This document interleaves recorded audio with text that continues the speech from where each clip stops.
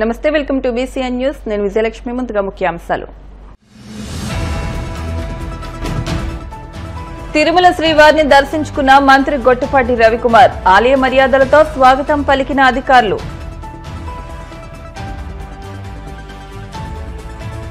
విశాఖ కలెక్టరేట్లో AP COPU committee chairman Koona Ravikumar సమీక్ష. ప్రభుత్వ రంగ సంస్థలను బలోపేతం చేయడమే లక్ష్యంగా కమిటీ పనిచేస్తుందని స్పష్టం. కృష్ణా జిల్లా జడ్పీ చైర్పర్సన్ ఉప్పాల హారికపై దాడి ఘటనకు హోంమంత్రి సమాధానం చెప్పాలి. మాజీ మంత్రి అంబటి రాంబాబు డిమాండ్.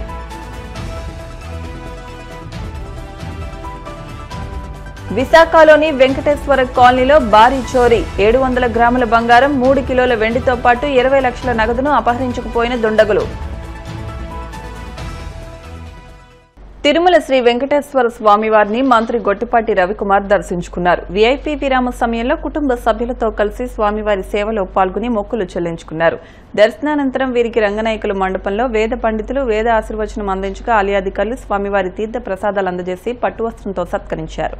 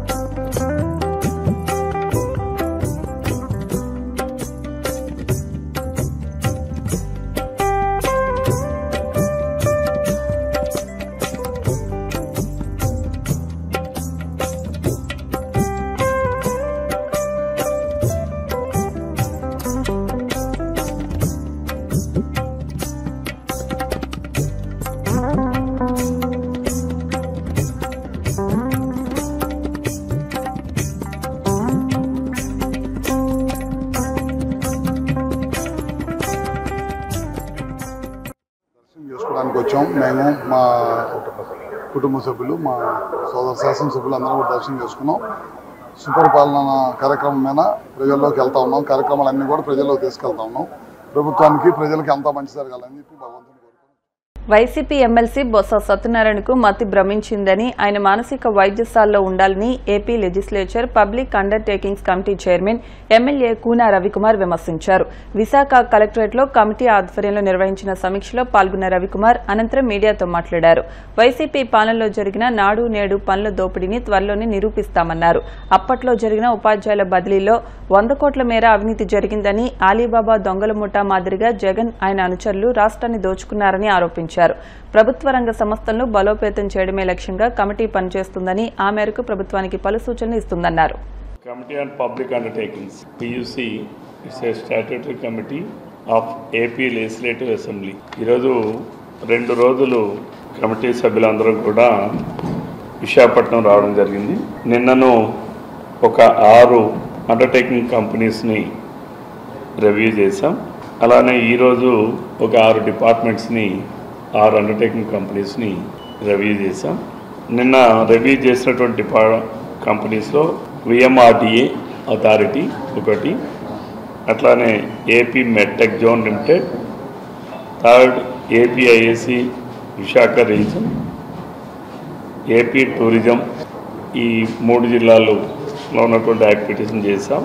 అలాగే Srikakulam smart city corporation limited, 6 greater Visakhapatnam smart city limited. Last 2009 నుంచి కూడా ఈ కమిటీ, పియూసీ కమిటీ ఏదైతే పబ్లిక్ అండర్టేకింగ్స్ కమిటీ ఉందో ఆన్ పేపర్కే పరిమితం అయినాయి. ఎక్కడ కూడా ఫంక్షన్లోకి వాళ్ళ పర్యవేక్షణ అనేటటువంటిది గతంలో జరగలేదు. దాన్ని ఇప్పుడు క్రియాశీలకంగా చేయాలనేటటువంటిది కమిటీ అంతా కూడా నిర్ణయించాం. ఈ కమిటీ స్థాయిగా ముఖ్య ఉద్దేశం ఏంటంటే, రాష్ట్రంలో public undertaking companies societies act ప్రకారం రిజిస్ట్రేషన్ అయినవి కానీ, అలానే కంపెనీస్ యాక్ట్ ప్రకారం రిజిస్ట్రేషన్ అయినవి కానీ, కొన్ని యాక్ట్ బేస్డ్గా ఫామ్ అయినటువంటి ఉంటాయి, లైక్ ఆర్టీఏ, పిఎస్ఆర్టీసీ అని. అసెంబ్లీలో అన్ని కంపెనీస్, అన్ని సొసైటీస్లో ఏర్పడినటువంటి వ్యవస్థలన్నీ రివ్యూ చేయాలంటే, దానిపైన డిస్కషన్ జరగాలంటే టైం సరిపోదు. ఎందుకంటే అసెంబ్లీకి ఒక బిజినెస్ ఉంటుంది. ఆ బిజినెస్ రూల్స్ ప్రకారం ఏ సబ్జెక్టుని ఎంతవరకు తీసుకోవాలి, ఎంత టైం కేటాయించాలనేది ఒక లిమిటేషన్స్ ఉంటాయి కాబట్టి పూర్తి స్థాయిలో చర్చకి రావు. కాబట్టి ఇవి 3 ఫైనాన్షియల్ కమిటీస్ ఉంటాయి, వాటిని స్టాట్యూటరీ కమిటీస్ అంటారు. ఆ స్టాట్యూటరీ కమిటీస్లో ఒకటి PAC public accounts committee, 2 estimates committee, 3 committee of public undertakings companies. First exposure visit at Tirupati, ఇది రెండవది విశాఖపట్నం. ఇవి రెగ్యులర్గానే ఆల్మోస్ట్ మంత్లీ ఒకటి డిపార్ట్మెంట్ వైజ్గా ఆయా ప్రాంతాల వారీగా వాటిపైన అన్నిటిపైన రివ్యూ ఉంటుంది. వీటిని మెయిన్ ఏంటంటే పబ్లిక్ అండర్టేకింగ్ కంపెనీస్ని స్ట్రెంగ్తన్ చేయడం. ఎక్కడైనా లూప్ హోల్స్ ఉన్నా, లాసెస్ ఉన్నా, లేకపోతే మిస్యూటిలైజేషన్స్ ఉన్నా, మిస్అప్రాపరేషన్స్ ఉన్నా, మిస్ అడ్మినిస్ట్రేషన్స్ ఉన్నా, వీటన్నింటినీ కూడాను కూలంకషంగా చర్చించిన తర్వాత ఏమేం చేయాలనేది సజెషన్స్ ఇవ్వడం, అన్ని కార్పొరేషన్స్ కూడా స్ట్రెంగ్తన్ చేయడం, అండ్ అన్ని కార్పొరేషన్స్ కూడా అసెంబ్లీకి, హౌస్కి ఏదైతే ఉంటుందో దానికి అకౌంటబిలిటీగా ఉండేటట్టుగా చూడడం, ఇది కమిటీ చూస్తుంది. ఈరోజు ఈ డిపార్ట్మెంట్స్ అన్ని చేసాం. మళ్ళీ next will have a meeting at Amaravati with all state level officers. Thank you. Krishna జిల్లా జడ్పీ చైర్పర్సన్ బీసీ నాయకురాలు ఉప్పాల హారికపై జరిగిన దాడి ఘటనకు హోంమంత్రి అనిత సమాధానం చెప్పాలని మాజీ మంత్రి అంబటి రాంబాబు డిమాండ్ చేశారు. గుంటూరు క్యాంపు కార్యాలయంలో ఆయన మీడియాతో మాట్లాడుతూ చంద్రబాబు, లోకేష్ల ప్రోత్సాహంతోనే టీడీపీ సైకోలు ఈ దాడికి పాల్పడ్డారని మండిపడ్డారు. రాష్ట్రంలో వైసీపీ శ్రేణులపై జరుగుతున్న దాడులపై కనీసం కేసు నమోదు చేసేందుకు కూడా పోలీసులు ముందుకు రావడం లేదన్నారు. రాష్ట్ర డీజీపీ పచ్చచొక్కా వేసుకుని ఏకపక్షంగా పనిచేస్తున్నారని ధ్వజమెత్తారు. గుడివాడ నియోజకవర్గంలో బాబు షూరిటీ మోసం గ్యారంటీ అనే కార్యక్రమాన్ని స్థానికంగా ఉన్న నాయకత్వం చేపడితే మీటింగ్ బాగానే జరిగింది. చాలా మంది నాయకులు వచ్చారు, కార్యకర్తలు వచ్చారు. దానికి నాయకుల్ని రాకోకుండా నిర్బంధించేటటువంటి కార్యక్రమం పోలీసు యంత్రాంగం చేసింది. ఆ జిల్లా అధ్యక్షుడైనటువంటి పేరుని నాని గారిని, వెంకటరామయ్య నాని గారిని, అసలు మీరు రావడానికి వీల్లేదు, బందర్ నుంచి కదలడానికి వీల్లేదని బందర్లో ఆయన హౌస్ అరెస్ట్ చేశారు. చిత్రమైన విషయం ఏంటంటే కృష్ణా జిల్లా పరిషత్ చైర్పర్సన్ అయినటువంటి ఉప్పల హారిక గారు, ఆమె ఈ మీటింగ్కి వస్తూ ఉంటే, గుడివాడలో జరిగే మీటింగ్కి వస్తూ ఉంటే ఆమె మీద దాడి చేశారు. కారు అద్దాలు పగలగొట్టారు. 1.5 గంటల సేపు నిర్బంధించారు. ఇంత దారుణమైన అంశం ఇది. మనం ప్రజాస్వామ్య దేశంలో ఉన్నామా లేక ఆటవిక సమాజంలో ఉన్నామా ఒకసారి ఆలోచించాలని మనం చేస్తున్నాం. ఒక మహిళ, దట్టే జిల్లా పరిషత్ చైర్మన్, పార్టీ కార్యక్రమానికి వస్తుంటే వచ్చేటప్పుడు పోలీసులు చెప్పారంట, అమ్మా ఇటు అక్కడ వాళ్ళు గొడవగా ఉన్నారు, మీరు ఇటు వెళ్ళమంటే తిప్పుకున్నారంట. తిప్పుకోగానే వచ్చి మీద పడ్డారు.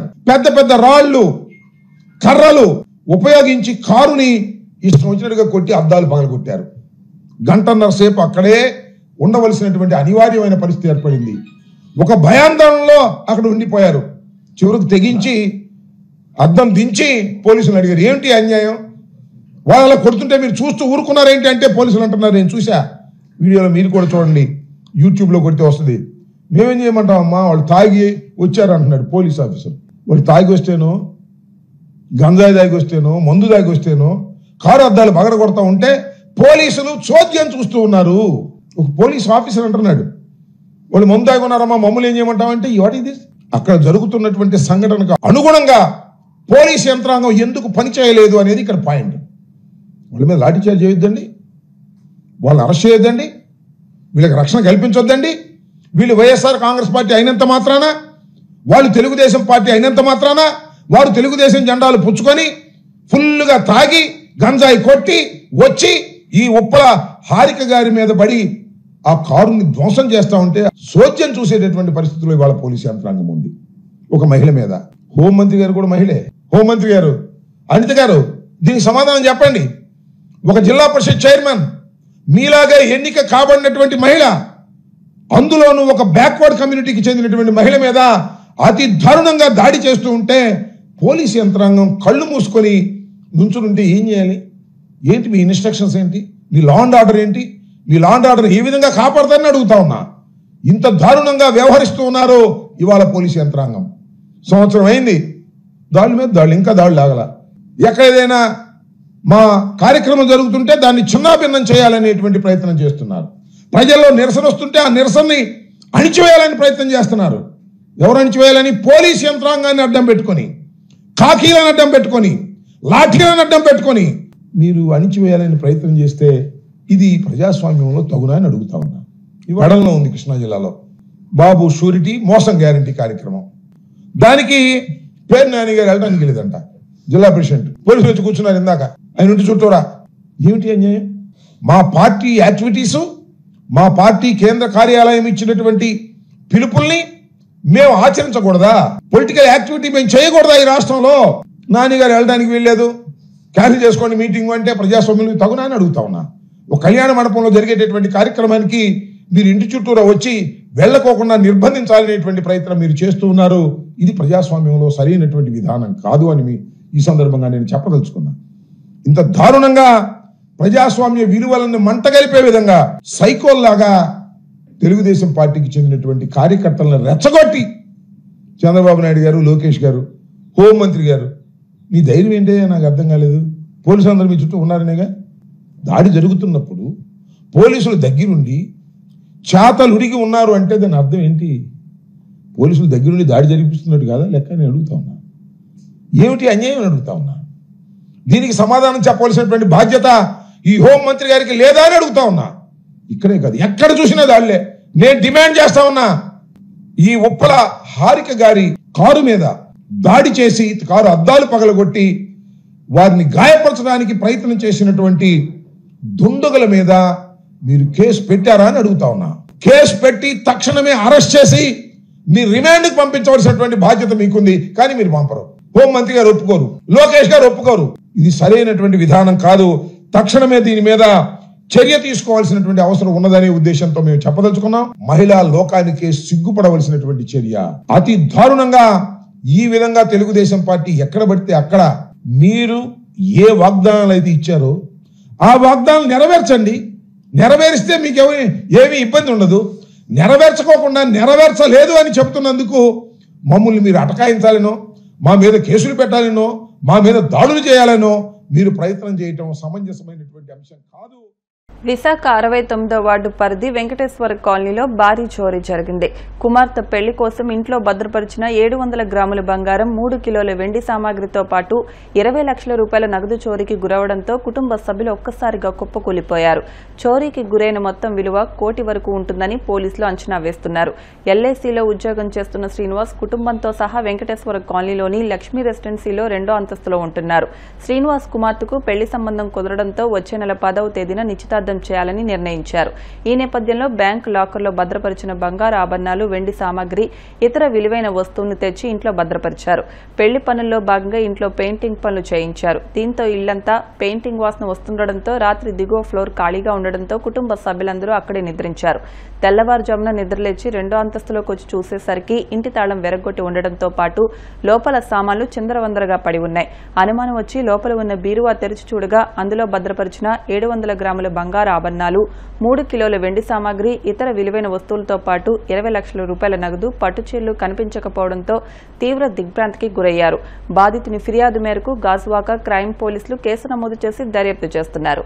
పైన పెయింటింగ్ వర్క్స్ జరుగుతున్నాయండి. ఆ పెయింటింగ్ వర్క్స్ జరుగుతున్న దానికని మాకున్న ఇక్కడ కిందన 2వ ఇల్లు ఉంది. ఆ 2వ ఇంటికి దిగి ఇక్కడ పడుకోవడం జరిగింది. రాత్రి పడుకుంటే రాత్రి అక్కడ పైన థెఫ్ట్ జరిగింది.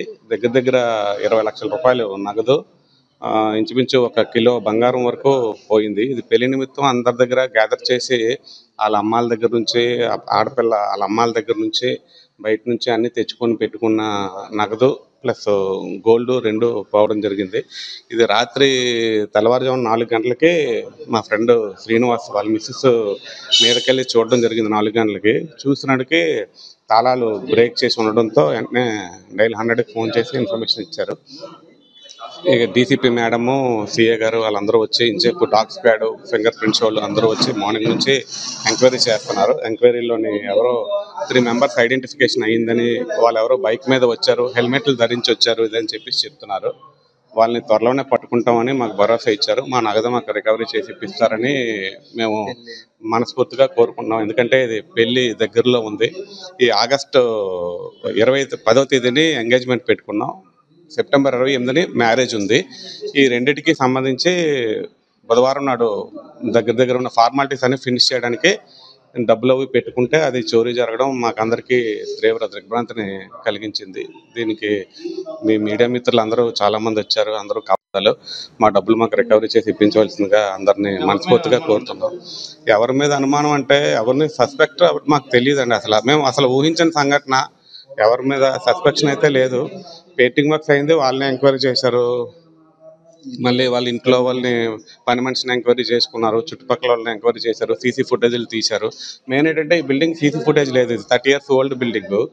అది కొంత ఇబ్బంది అని పోలీస్ డిపార్ట్మెంట్ వారు చెప్పారు. అయితే బీరువాల లాకర్లో ఉంది, ఒక్క నైట్గా కదా పడుకుంటాం. రాత్రి 10 గంటలకు కూడా పాకెట్లో ఉన్న 15,000 రూపాయలు క్యాష్ టిఫిన్ తెచ్చి మిగిలిన 15,000 రూపాయలు క్యాష్ ఉంటే అది కూడా తీసుకెళ్లి పెట్టేసి వచ్చి ఇంట్లో పడుకున్నాడు. 11 అయింది పడుకున్నప్పటికీ. అప్పుడు దాకా స్మెల్ ఎక్కువ వస్తుంది, పెయింటింగ్ వర్క్స్ అవుతున్నాయని చెప్పి కిందిల్లు వాళ్ళు తేవడం ఇది ఒక డిసడ్వాంటేజ్ అయింది. లేకపోతే అక్కడే పడుకున్నా ఎలాగ మూలుకోనో ఏదో చేసి. అన్న అపార్ట్మెంట్ కల్చర్ ఇంటి ఎదురోళ్ళకి కొంచెం వస్తుంది కానీ కిందోళ్ళకి గబుక్కని రాదు. ఒకవేళ వస్తే అలా లెట్ అయ్యేవారు, కానీ ఆ పరిస్థితి అక్కడ కనబడలేదు అంటున్నారు. మరి వాళ్ళు చెప్పిన దాని ప్రకారం హస్బెండ్ 2 పిల్లలు, ఒక అమ్మాయి ఇన్ఫోసిస్ లో జాబ్ చేస్తుంది, హైదరాబాద్ లో ఉంటుంది. ఒక అమ్మాయి 2 పిల్లలు ఇక్కడే పడుకున్నారు. వాడు ఎక్కడికి వెళ్ళినా మాతోని, వాడికి నాకు 30 years ఫ్రెండ్షిప్. వాడు ఎక్కడికి వెళ్ళినా రాత్రి 10 అయినా 11 అయినా 12 అయినా ఇంటికి చేరిపోతాడు. ఎందుకంటే ఫ్యామిలీ, వైఫ్ అండ్ హస్బెండ్, పాప వాళ్ళ వైఫే ఉంటారని అంత కేర్ తీసుకుంటాడు. ఒక ఇలాంటివి ఏమైనా జరుగుతాయి ఇదే అని. కాకపోతే ఒక్క క్షణం నిద్రపోవడం వల్ల ఇలా కిందకి వెళ్ళడం వల్ల ఇలా జరిగింది. ఇప్పుడు కాసేపు ప్రకటనలు.